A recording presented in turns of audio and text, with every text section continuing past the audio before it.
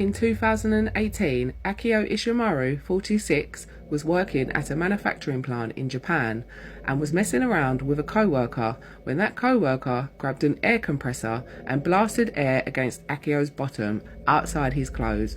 Within minutes, Akio complained of feeling unwell and was rushed to hospital where he succumbed to his injuries. The air released into his body had damaged his lungs.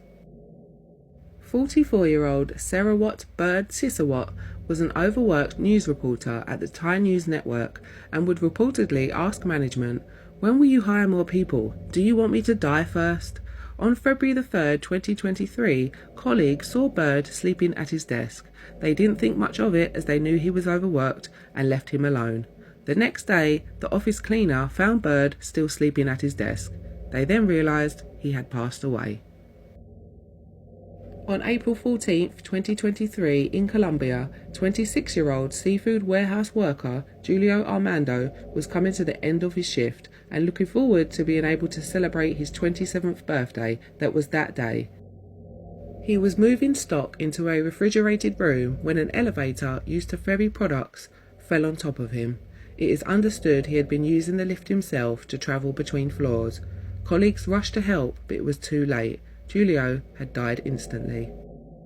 In July 2013, Miwa Sadhu, 31, worked at the NHK headquarters in Tokyo and logged 159 hours of overtime. She only took 2 days off in the month leading up to her death from heart failure. Labour inspectors ruled the death had been caused by overworking.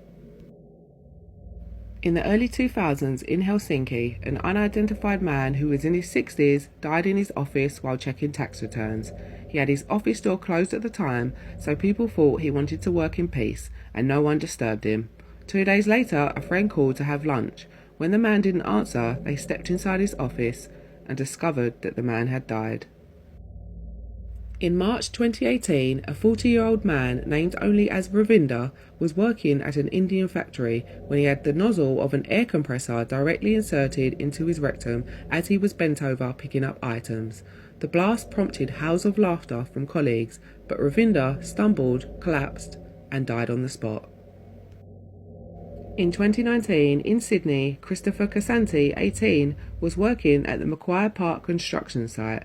He was tragically killed when a 15-metre-high scaffolding that was overloaded with more than 10 tonnes of material collapsed on top of him. In 2012, Martin Lara, 50, of Applegate, California, had been hired to dispose of branches and debris into a wood chipper. A rope attached to some wood was dragged by the chipper, Martin became entangled, and the rope beheaded him. In January 2013, teenager Cameron Minshaw, 16, was working at the Huntley Mount Engineering Limited in Manchester. On the 8th of January, after working at the firm as an apprentice for just over a month, Cameron was given oversized overalls that did not fit him.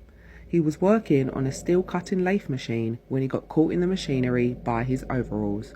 With parts revolving up to 2,800 times per minute, his upper body was pulled into the machinery, causing catastrophic and fatal injuries to his head and face. His boss admitted neglect under the health and safety laws and was jailed for 8 months.